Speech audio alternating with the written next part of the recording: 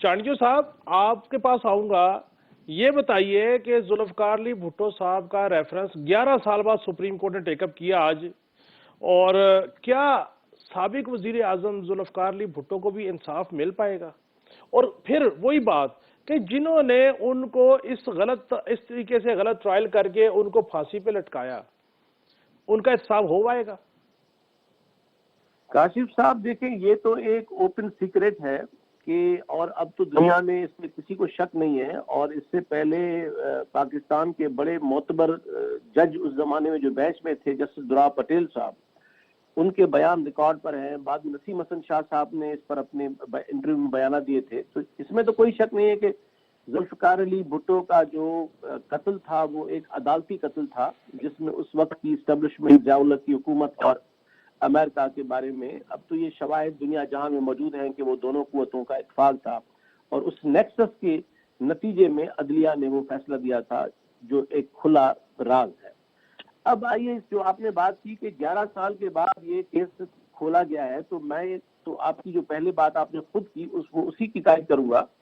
کہ، اور جو ہم نے پہلے میاں صاحب کی بات کی کہ پاکستان کا عدالتی نظام وہ ایک بڑا سوالیہ نشان ہے، اور آپ نے دیکھا ہے کہ پورے پاکستان کی تاریخ میں جو عدالتی تاریخ ہے، سوائے ایسے ادوار کے جہاں اتفاق سے کچھ افراد بہتر آ جاتے ہیں تو وقتی طور پر یہ نظام کچھ بہتر کام کرتا ہے مخصوص معاملات میں، باقی مجموعی طور پر پاکستان کا عدالتی نظام کسی بھی طور پر، میں بڑے معاملات کی بات کر رہا ہوں، چھوٹے کیسز کی بات نہیں کر رہا، وہ نہ آزاد رہا ہے نہ خود مختار رہا ہے۔ اس لیے پاکستان کے عدالتی نظام پر سب سے بڑا سوال یہی ہے کہ آپ کوئی بھی بڑے بڑے فیصلے اٹھا کے دیکھ لیں، نظر یہ آتا ہے کہ وہ فیصلے آزاد اور خود مختار نہیں تھے اور شفاف بھی نہیں تھے۔ تو اب اس جو ہیئرنگ شروع کی گئی ہے، یہ تو بہتر بات ہوئی کہ عدالت نے کیس اٹھا لیا ہے۔ اس کا نتیجہ کیا ہوگا وہ تو سب کو پتا ہے کہ عدالتی قتل تھا، تو ظاہر عدالت کیا کہے گی، اور عدالت لے دے کر اپنے ادارے کے وجود کے اوپر جو کالا دھبا ہے وہ اس کو تاریخ میں صاف کرنے کی کوشش کرے گی، اور اس کے علاوہ تو کوئی راستہ ان کے پاس ہے نہیں۔ اصل سوال یہ ہے، نہیں، لیکن جیسے منصور علی جامی صاحب، ذوالفقار علی بھٹو کو بری کرنا بڑا کام نہیں ہوگا، وہ تو پہلے سے طے ہے۔ اصل بات یہ ہے کہ عدالت یہ دروازہ بند کر دے کہ آئندہ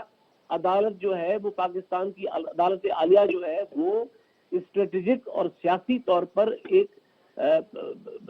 ڈکٹیشن لے کر فیصلے نہ کرے، وہ ایک خود مختار ادارے کی حیثیت میں فیصلے کرے، اور یہ فیصلے ایسے کرے کہ لوگ اس پہ اعتبار کرنے لگے۔